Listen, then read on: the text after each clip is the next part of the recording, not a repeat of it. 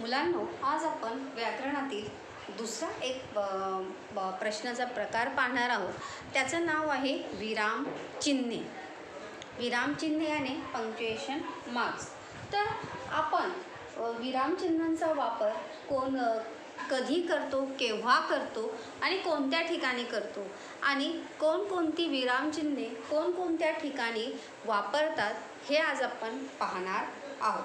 तर सर्वात आधी आपण पाहूया की विरामचिन्हे कशाला म्हणतात. आपण संभाषण करताना किंवा लिहिताना अर्थ नीट लक्षात यावा यासाठी काही वेळ थांबतो, त्याला विराम असे म्हणतात. बच्चों, विराम का अर्थ ही क्या है? रुक जाना, स्टॉप, थमना. तो जब हम बात करते हैं, जब हम लिखते हैं, तो कंटिन्यूसली ना ही हम लिखते हैं ना ही हम बात करते हैं. तो बात करते समय, लिखते समय जो थोड़ा टाइम हम रुकते हैं उसे क्या कहते हैं? विराम असे म्हणतात. त्याला काय म्हणतात? विराम असे म्हणतात. आणि लेखनामध्ये आपल्या मनातील आनंद, दुःख, प्रश्न इत्यादि भाव वेगवेगळ्या चिन्हांनी दाखवला जातो. और इन सभी भावों को व्यक्त करते हुए जिन चिन्हों का हम उपयोग करते हैं, कि चाहे वो लिखते समय हो या बोलते समय हो, तो उन चिन्हों को, उन सिंबल को क्या कहा जाता है? विराम चिन्हे असे म्हणतात. मग आनंद असेल, वा, तर वा या शब्दाच्या पुढे आपण कोणतं चिन्ह लावणार आहोत? उद्गारवाचक चिन्ह लावणार आहोत. तू कुठे जात आहेस? इथे आपण काय विचारलं आहे? प्रश्न विचारला आहे. तर त्या ठिकाणी आपण प्रश्नचिन्ह वापरतो. तो अशा प्रकारे आपल्या मनातील भाव, शंका या व्यक्त करण्यासाठी ज्या चिन्हांचा उपयोग आपण करतो त्या चिन्हांना विराम चिन्हे असे म्हणतात.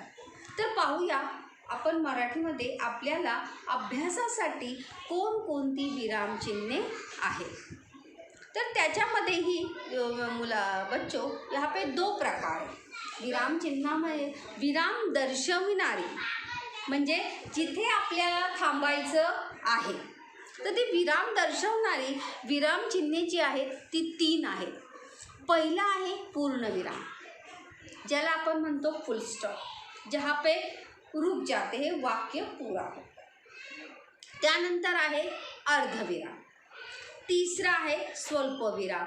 ही 3 जी विराम चिन्ह आहेत मुलांनो, ही काय दर्शवितात? विराम दर्शवितात, म्हणजे आपल्याला थांबायचं आहे. त्यानंतर अर्थबोध करणारी विराम चिन्हे कोणती? जिससे हमें अर्थ पता चलता है कि काय आहे.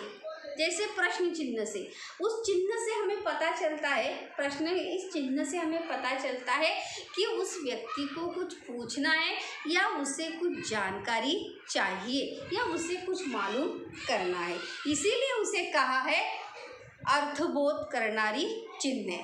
त्यालाच म्हणतात प्रश्न चिन्हे. और उद्गार चिन्ह भी, जब हम आनंद व्यक्त करते हैं, दुख व्यक्त करते हैं, आश्चर्य व्यक्त करते हैं, तो हमारे मुंह से जो शब्द निकलते हैं उन शब्दों के आगे कौन सा चिन्ह लगाते हैं? हम उद्गारवाचक चिन्ह हम लगाते. जब हमने वाक्यों के प्रकार ज्यावेळी आपण पाहिले होते तब हमने देखा था कि उद्गारवाचक चिन्ह का प्रयोग जो है हम कब करते.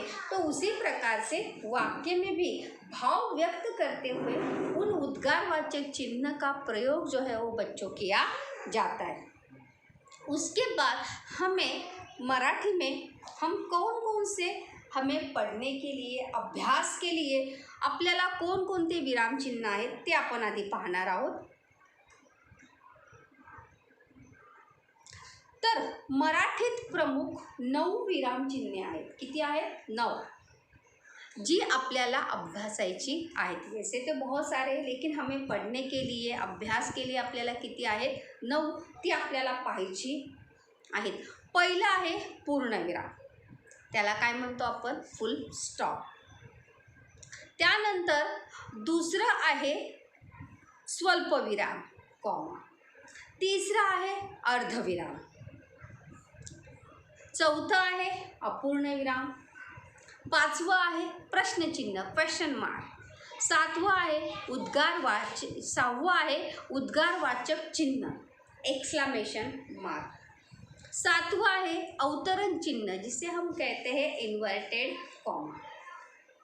या अवतरण चिन्हामध्ये सुद्धा आपल्याला दोन प्रकार आहेत, एक आहे एकेरी अवतरण चिन्ह, काय म्हणतात त्याला, एकेरी अवतरण चिन्ह, आणि दुसरा त्याच्यामध्ये आहे ते आहे दुहेरी अवतरण चिन्ह। अक्सर हम इसका स्पेलिंग जो है वो लिखते समय एकेरी को क्या लिखते हैं, हिंदी का इकरा लिखते हैं, क्या लिखते हैं, हिंदी का इकरा।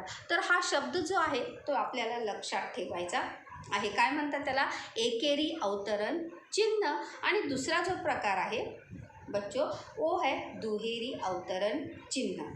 त्यानंतर आठवां है संयोग चिन्ह, जब हम शब्दों को जोड़ते हैं या हमारा शब्द आधा रह जाते हैं। बच्चे जो है यहाँ पर अपसारण चिन्ह में और संयोग चिन्ह में कंफ्यूज हो जाते हैं, हमेशा गलती कर देते हैं। इस लाइन में और इस लाइन में बच्चों बहुत ही अंतर है। संयोग चिन्ह का जो डैश है, जो लाइन है वो बहुत ही छोटा होता है, और जब अपसारण चिन्ह का जो डैश होता है वो संयोग चिन्ह से थोड़ा बड़ा होता है। तो जब हम ये चिन्ह वाक्य में लगाएंगे, लिखते समय जब हम लगाएंगे तो इनका ध्यान जो है हमें रखना है।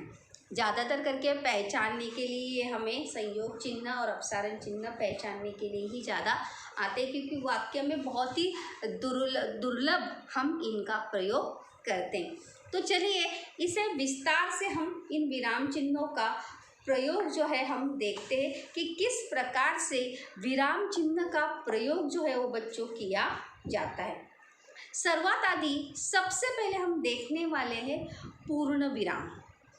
पहिला प्रकार हम देखने वाले त्याचं नाव आहे पूर्ण विराम, फुल स्टॉप। वाक्य पूर्ण झाले आहे हे दाखविण्यासाठी आपण पूर्ण विरामाचा उपयोग करतो। मतलब हमारा वाक्य जो है वो पूरा हुआ है, क्रिया जो है वो कंप्लीट हुई है, कारण अथवा अपन जे काम करता है, जो वाक्य हमने बोला है, जो वाक्य हमने लिखा है, वो वाक्य हमारा पूरा है। मी अभ्यास, उसके आगे जब क्रिया नहीं होगी तो वाक्य पूरा होगा क्या, नहीं। तो जब वाक्य के आगे क्रियापद आ गया है तो जाहिर सी बात है वो वाक्य क्या है, भले क्रिया कम पूरी हो या ना हो। मी अभ्यास करत आहे, वहाँ पे वाक्य पूरा हुआ है क्या, नहीं, लेकिन फिर भी वहाँ पे क्रियापद आया है ते वाक्य पूर्ण झालेलं आहे। त्यामुळे त्या ठिकाणी आपण कशाचा उपयोग करतो, पूर्ण विरामाचा उपयोग करतो। दो जगह पे हम पूर्ण विराम का उपयोग बच्चों वहाँ पर करते हैं।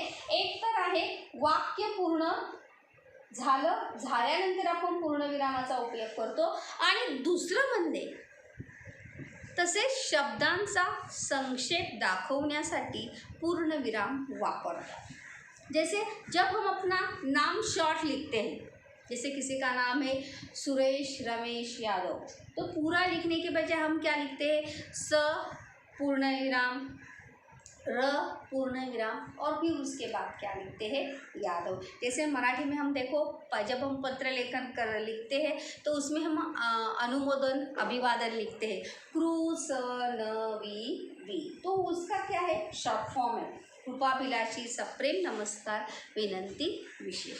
इसी प्रकार से जब हम शब्दों का संक्षेप लिखते हैं तब भी हम बच्चों पूर्ण विराम का उपयोग वहाँ पर किया जाता है।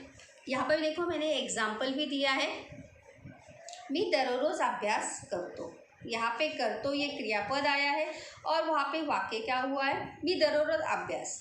तो यहाँ पे वो फुल स्टॉप या पूर्ण विराम आ सकता नहीं था। यहाँ पर क्रियापद आया है, वाक्य पूरा हुआ है, त्यामुळे तिथे काय दिलेला आहे, आपण फुल स्टॉप किंवा पूर्ण विराम दिलेला आहे। यहाँ पे देखो मैंने अ पूर्ण विराम, स डॉट पूर्ण विराम आणि पाटी, त्यानंतर शब्दों का संक्षेप सा न वी। यहाँ पर भी मैंने यहाँ पर लिख के बताया है कि किस प्रकार से शब्दों का संक्षेप दिखाने के लिए भी हम इसका उपयोग करते हैं. त्यानंतर आपण दुसरं विराम चिन्ह पाहणार आहोत, ते म्हणजे आहे स्वल्प विराम. कोणतं पाहणार आहोत? स्वल्प विराम. त्याला इंग्लिशमध्ये म्हणतात कॉमा. तर नामे सर्वनामे, लक्ष द्या, नामे सर्वनामे विशेषणे क्रियापदे इत्यादी एकाच जातीचे अनेक शब्द एका पाठोपाठ आल्यास, जैसे सुनीता, मीना, रीना, शीना, जब हम एक यही सब शब्द लिखते हैं, एक साथ एक ही प्रकार के जब हम शब्द लिखते हैं, तब उन शब्दों को लिखते समय आपण कशाचा उपयोग करतो? स्वल्प विरामाचा उपयोग त्या ठिकाणी आपण करत असतो. एका जातीचे अनेक शब्द किंवा वाक्याचे भाग आहेत, ते एका पाठोपाठ आल्यास स्वल्प विरामाचा प्रयोग करतात. जैसे एक ही वाक्य के दो भाग हैं, तो उनको दिखाने के लिए भी, दर्शाने के लिए भी स्वल्प विराम का उपयोग करते हैं. तसेच दोन्ही वाक्ये भिन्न आहेत हे दाखवण्यासाठी पण स्वल्प विरामाचा उपयोग करतात. एकाच वाक्यात दोनपेक्षा अधिक वाक्ये आल्यास स्वल्प विरामाचा उपयोग करतात. यहाँ पर हमने स्वल्प विराम का उपयोग जो है, एक तो एक ही जाति के जब शब्द आते हैं तब हम स्वल्प विराम का उपयोग करते हैं. दूसरा है कि जब वाक्यों के भाग या वाक्य का पार्ट जो है एक के पीछे एक जब आता है, तब हम स्वल्प विराम का उपयोग करते हैं. त्यानंतर एकाच वाक्यात दोनपेक्षा अधिक वाक्ये आल्यास स्वल्प विरामाचा उपयोग करतात. यहाँ पर मैंने सभी टाइप्स के एग्जाम्पल बच्चों यहाँ पर लिखे हैं. पहा जरा उदाहरण. गणेश, सुमन, राणी, संजय हे माझे मित्र मैत्रिणी आहेत. यहाँ पर एक ही जाति के शब्दों का समावेश वहाँ पर हुआ है, इसीलिए हमने वहाँ पर क्या लगाया है? कॉमा वहाँ पर लगाया आहे. कॉमा जरा व्यवस्थित लावत जा, म्हणजे आपल्याला दिसून येईल. तर त्या ठिकाणी आपण स्वल्प विरामाचा उपयोग मुलांनो केला आहे. त्यानंतर एकाच अनेक शब्द किंवा वाक्याचे भाग आहे. जैसे यहाँ पर गणेश, गणेश के बाद यहाँ पर हमने क्या दिया है? कॉमा यानी स्वल्प विराम आपण तिथे दिलेला आहे. आणि गणेश वहाँ पर इकडे ये, मतलब ये दोनों पार्ट जो है, ये दोनों भाग जो है एक ही वाक्य के हैं, उसे दिखाने के लिए भी हमने किसका उपयोग किया है? स्वल्प विरामाचा उपयोग आपण तिथे केला आहे. त्यानंतर शब्दांचा वेगळेपणा दाखवण्यासाठी स्वल्प विराम वापरतात. और साथ ही साथ शब्दों का अलगपन दिखाने के लिए भी वहाँ पर स्वल्प विराम का उपयोग करते. कभी कभी विविध प्रकार के शब्द यहाँ पर आते. देखो जैसे आम्ही किल्ले, मंदिरे, संग्रहालय पाहिले, मतलब हमने एक ही समय पर इतनी चीज़ें, जैसे आम्ही पेन, पुस्तक, पाटी या वस्तू विकत घेतल्या. इस प्रकार से मतलब अलग अलग प्रकार के शब्दों को दिखाने के लिए भी वहाँ पर स्वल्प विरामाचा उपयोग करता येतो. मोठे वाक्य वेगळे दाखवण्यासाठी बड़े सेंटेंस को अलग दिखाने के लिए भी हम किसका यूज़ कर सकते हैं? वहाँ पर स्वल्प विरामाचा उपयोग आपण करू शकतो. यहाँ पर मैंने उदाहरण दिए. देखो, आम्ही सहलीला गेलो, ये बहुत बड़ा सेंटेंस है. किल्ले पाहिले, हम पिकनिक गए थे, वहाँ पर हमने क्या देखे? किल्ले देखे. मंदिरात दर्शन घेतले आणि जलाशयात पोहलो. जलाशय मतलब वहाँ पे पाण्याचा तलाव, तो त्या तलावामध्ये पोहलो. तो यहाँ इस प्रकार से ये बहुत बड़ा सेंटेंस है और इस बड़े वाक्यों को अलग दिखाने के लिए, अलग करने के लिए भी हम किसका यूज करते हैं बच्चों? स्वल्प विरामाचा उपयोग आपण त्या ठिकाणी करत असतो. तर अशा प्रकारे आपण इथे दोन विरामचिन्हे पाहिलेली आहेत. पहिलं आहे पूर्णविराम आणि दुसरं आहे स्वल्प विराम.